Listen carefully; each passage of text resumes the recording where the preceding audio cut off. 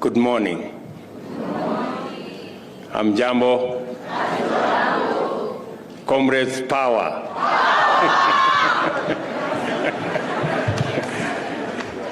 I am pleased, indeed very, very pleased, to join the Technical University of Kenya community and bear witness as they take yet another big stride into the future.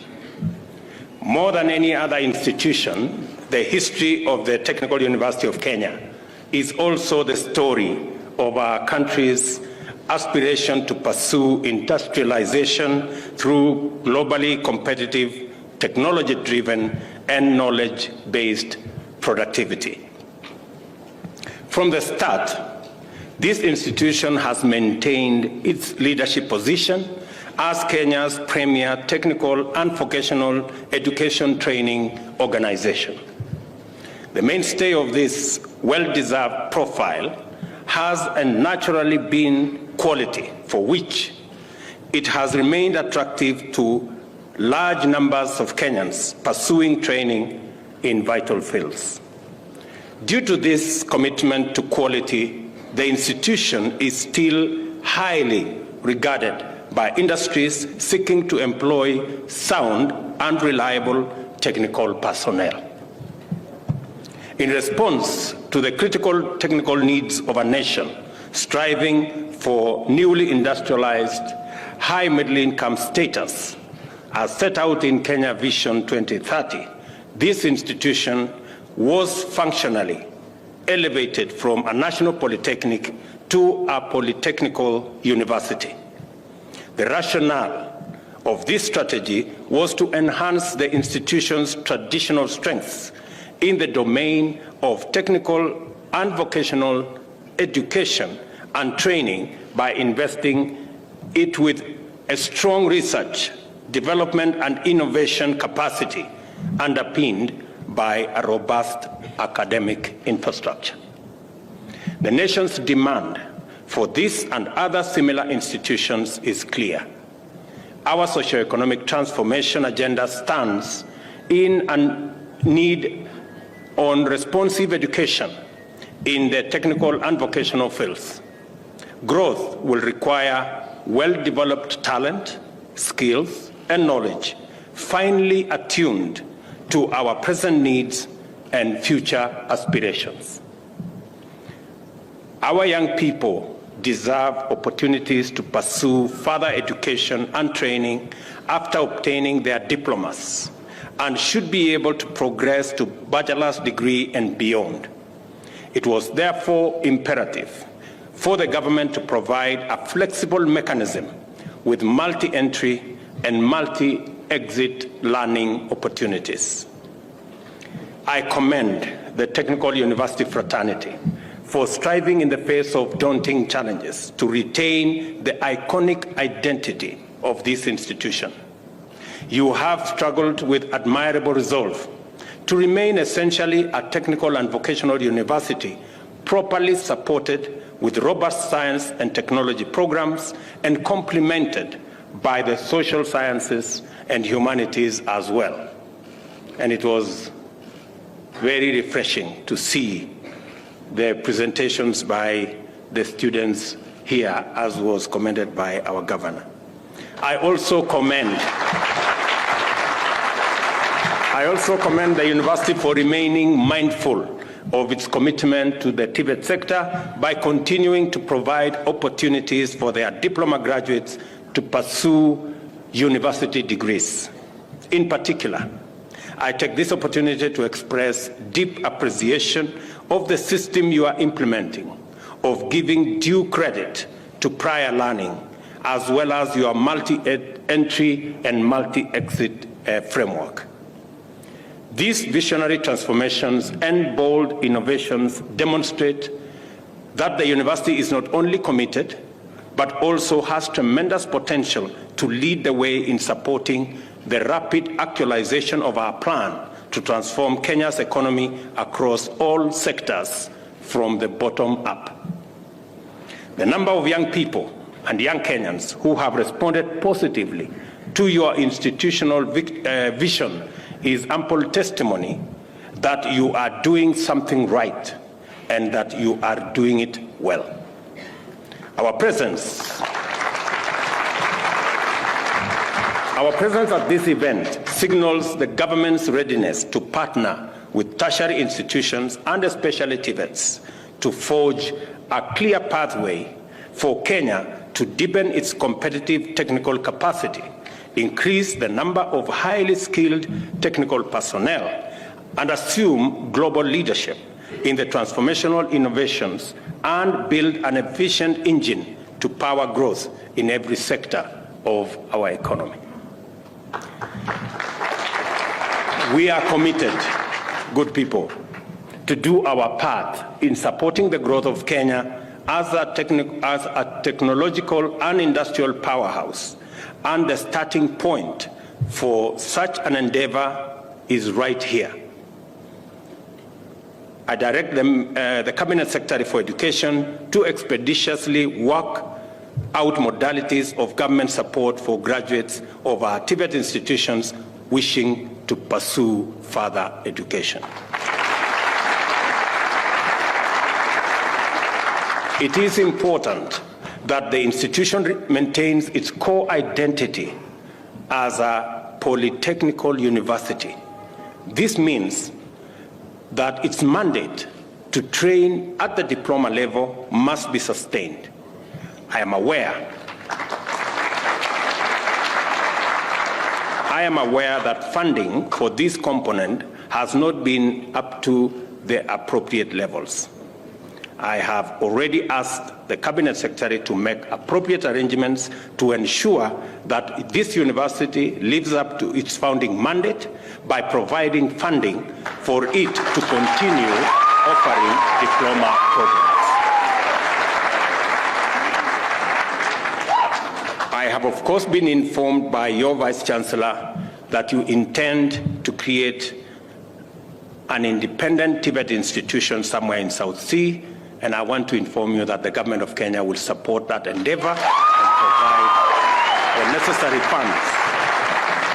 and provide the necessary funds for that development.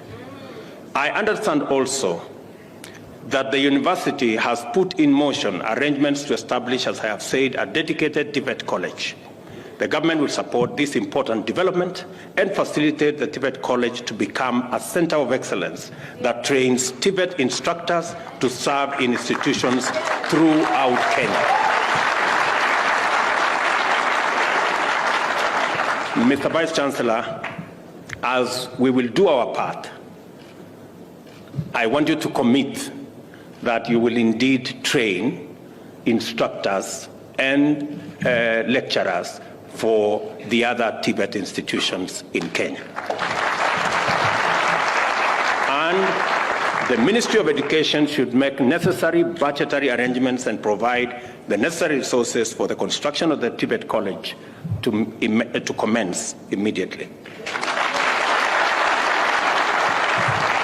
Kenyans deserve to be proud of the fact that the Technical University of Kenya is a model that has been successfully replicated in many African countries. These jurisdictions have proceeded to establish more technical universities than us, considering the persistent shortage of critical skills in vocational disciplines like plumbing, welding, woodwork, and others. The government is committed to supporting the training of Kenyan youth to be self-employing and capable of contributing to growth of our nation. Evidently, Kenya needs more technical universities to meet this enormous challenge. On this Innovation Week, I encourage the university to intensify its effort in developing innovation. We will support it to incubate transformative innovations with potential to become leading enterprises and competitive industrial developments. And I agree with the President of the Student Union here that it is time to provide an innovation hub at the Technical University of Kenya. And you can count on my support, Mr. President,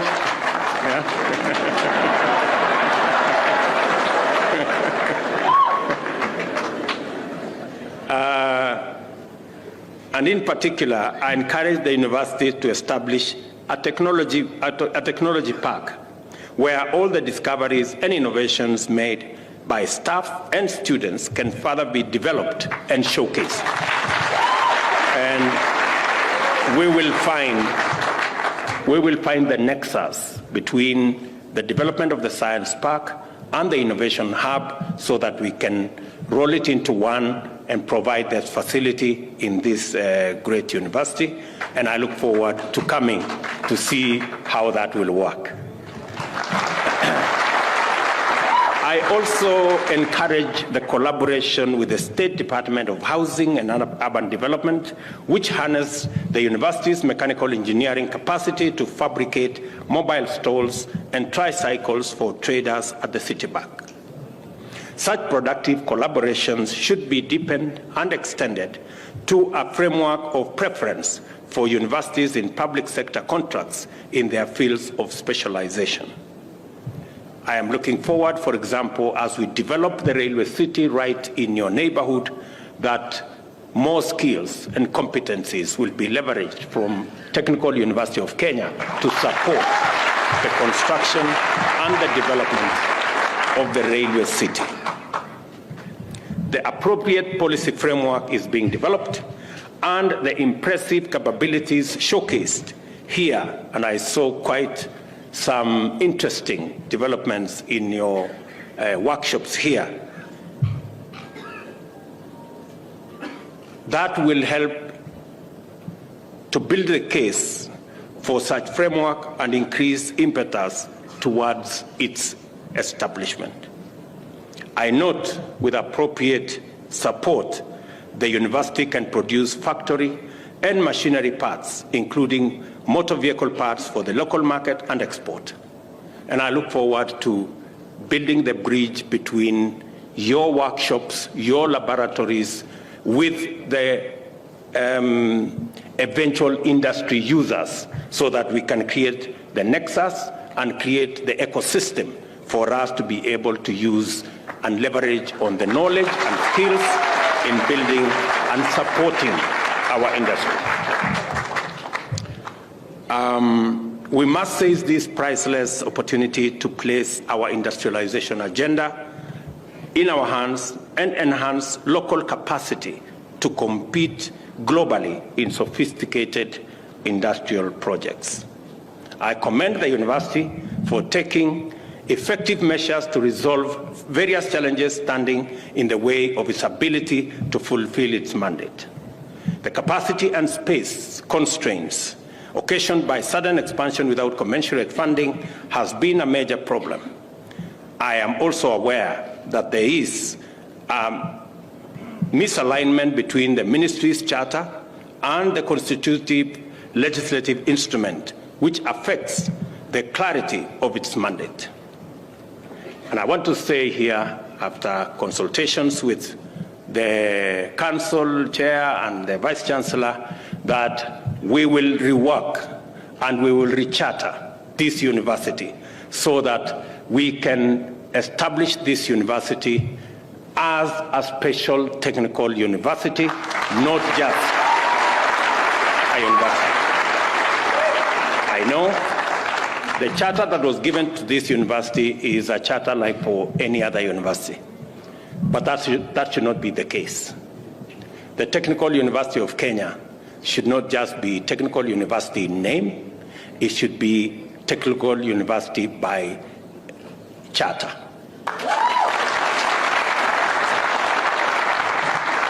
And as always, funding for public universities remains inadequate, with multiple implications for their performance and capacity to contribute optimally to the national agenda. Again, I want to commit that my administration is going to ensure that we create a framework that makes it possible for every university to admit students that the government of Kenya can support.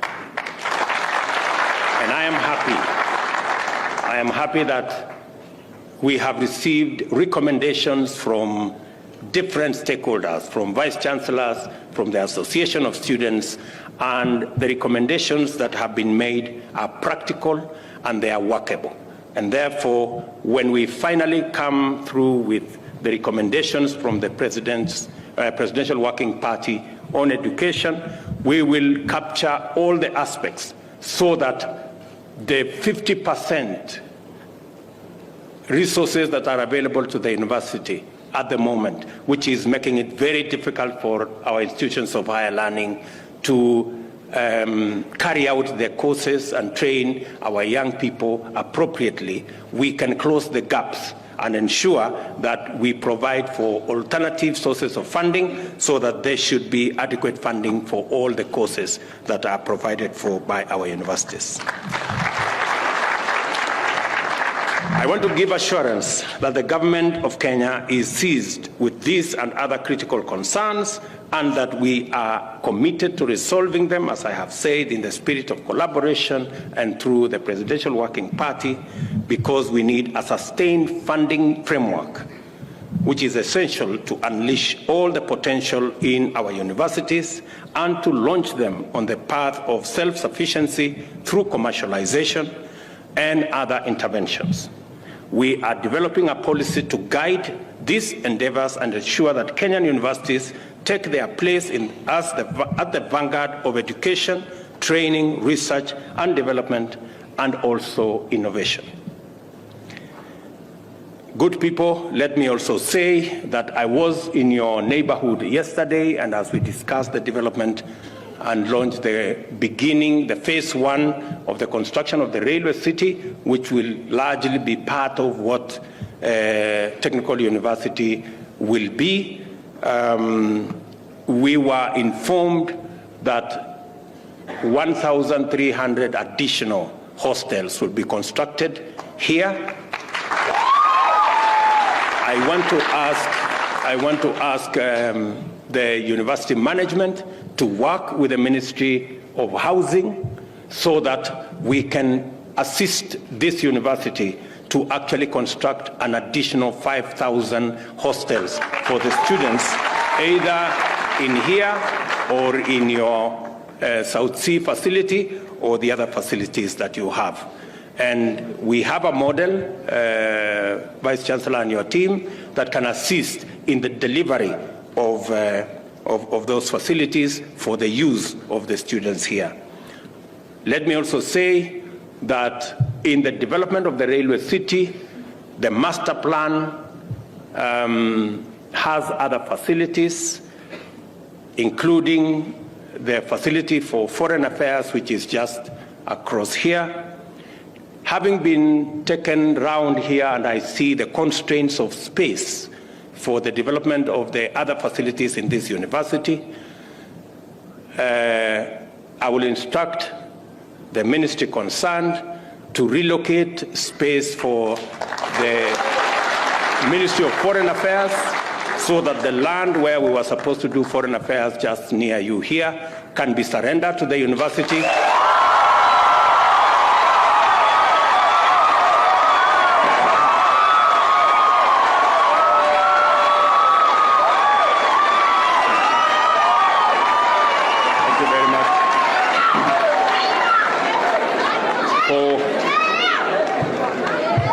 For the expansion of the facilities of Technical University, because I find great value in ensuring that the expansion for facilities in this university be provided.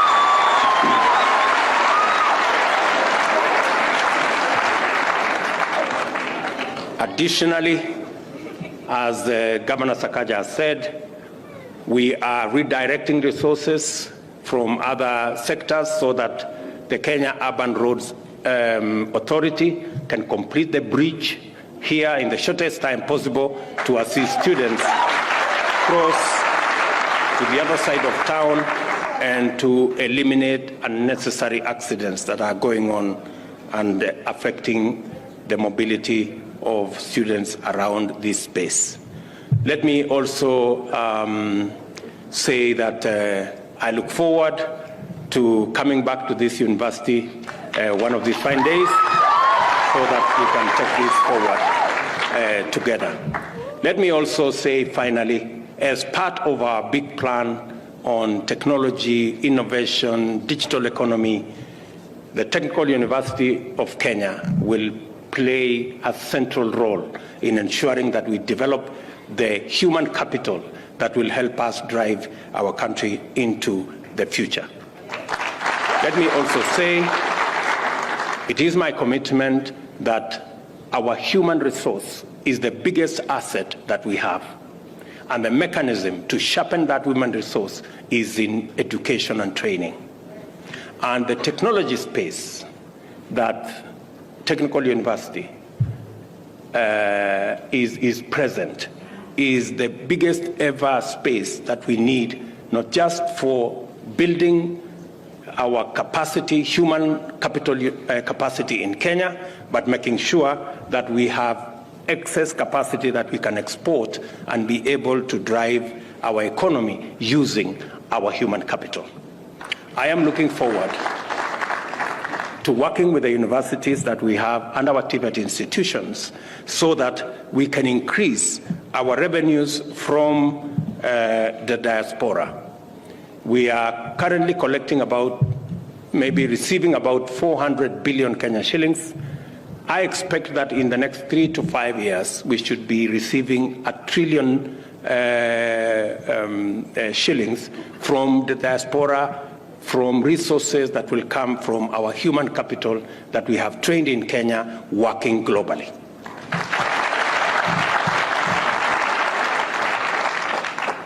I am also clear that it is universities like Technical University and all our other institutions of higher learning that will support the human capital that we need to drive our industrialization, our agro-processing plan, our value addition agenda, so that we can be able to grow our economy, expand our revenue base, and ensure that Kenya becomes sustainable and we stop borrowing money from others and begin to lend money where others require. With those many remarks, good people, it is my pleasant duty now to officially inaugurate the Technical University of Kenya's new projects as follows: tuition building block in Block S, which we just launched here, the construction of the Senate Tower, which will be Block T, which I did the groundbreaking, and the construction of Block I, also in the vicinity of this university. Thank you very much. May the good Lord bless you, and may God bless Kenya. Asanteni sana.